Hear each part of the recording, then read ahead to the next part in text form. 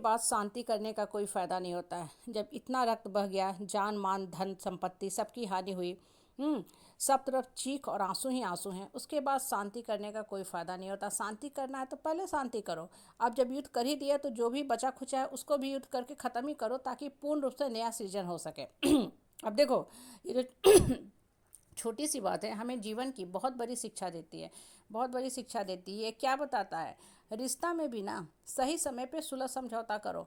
जब रिश्ता पूरा टूट गया, ख़राब हो गया, चाहे हस्बैंड वाइफ का रिश्ता हो, भाई भाई का रिश्ता हो, भाई बहन का हो, या परिवार में रिश्ते का कोई भी फॉर्मेट हो, सही समय पे जागो, सही समय पे रिश्ता को संभालने का कोशिश करो। जब रिश्ता पूरा बिखर गया तब फिर रिश्ता में सुलह समझौता, कॉम्प्रोमाइज़ और माफ़ी मांगने का कोई फ़ायदा नहीं है। फिर उस रिश्ते को एज इट इज़ चलने दो जैसे चल रहा है। देखो, जिस समाज परिवार परिवेश में आप रहते हो ना, आप देखो कि तरह तरह के लोग होते हैं। कुछ लोग पूरा बिगाड़ देंगे।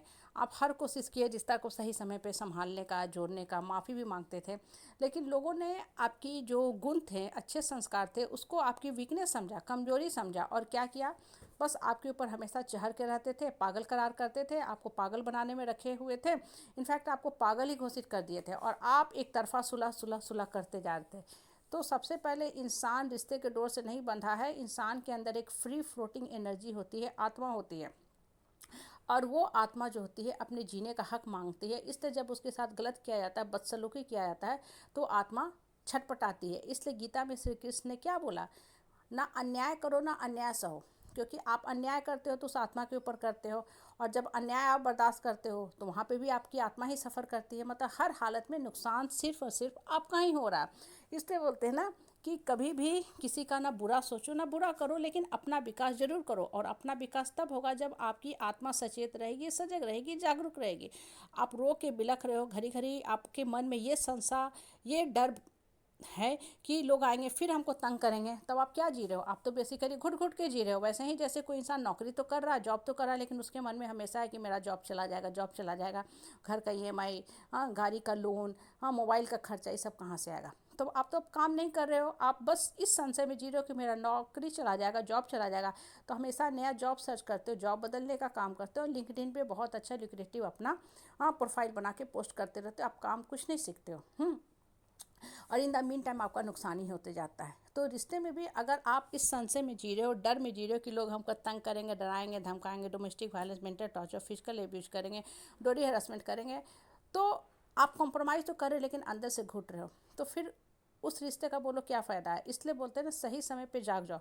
बहुत से आज भी ऐसे परिवार हैं जो पढ़े लिखे हैं, एडुकेटेड हैं, लेकिन जब औरत की बात आती है तो वही दखनानूर जो बातें होती है ना, पुरानी घिसी पिटी बातें होती हैं, जो सड़ी गली बातें होती हैं, उसी विधि विधान पे जीते हैं। और इन द मीन टाइम होता क्या है कि जो रिश्ता प्यार का होना चाहिए परिवार के साथ, हस्बैंड वाइफ के साथ स्पेशली, वो रिश्ता असमय ही दम तोड़ देता है। और चूंकि पत्नी होने के नाते औरत एक तरफा चलाते जाती है, लेकिन वो भी आखिर औरत कहाँ तक रिश्ता खींचेगी? क्योंकि उसका भी तो आत्मा है, रिश्ते की डोर से तो बाद में बंधी है ना।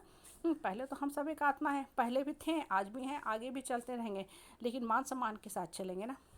बच्चा एग्ज़ाम लिखता है तो ईमानदारी से एग्ज़ाम लिखेगा, नंबर लाएगा, नंबर जो भी लाए। इसका मतलब ये नहीं कि एग्ज़ाम लिखने का मतलब है कि चुटका देख दे के पास करे, वो एग्ज़ाम देने का तो मतलब नहीं हुआ। कहने का मतलब क्या है ना कि रिश्ता को सही समय पे संभालो। लोग सही समय पे नहीं संभालना चाहते हैं, हाँ, और जब रिश्ता टूट जाता है तब लोग क्या करते हैं?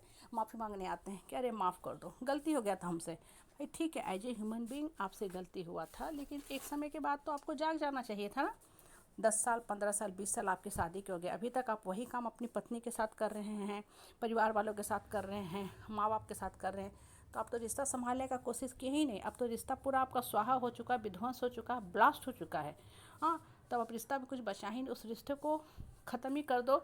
अब नया सृजन करो, मतलब वेट करो कि कब आपको भगवान उठाए, अगला लाइफ टाइम शुरू हो, फिर आपका नया जीवन का सृजन होगा।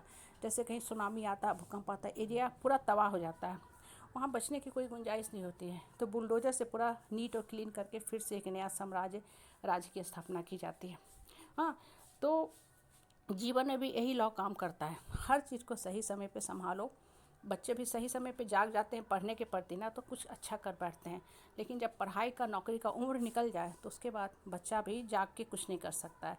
इसलिए जीवन के महत्व को समझो, अपने कर्म को करो, कर्म के प्रति सचेत रहो, तभी जीवन सुंदर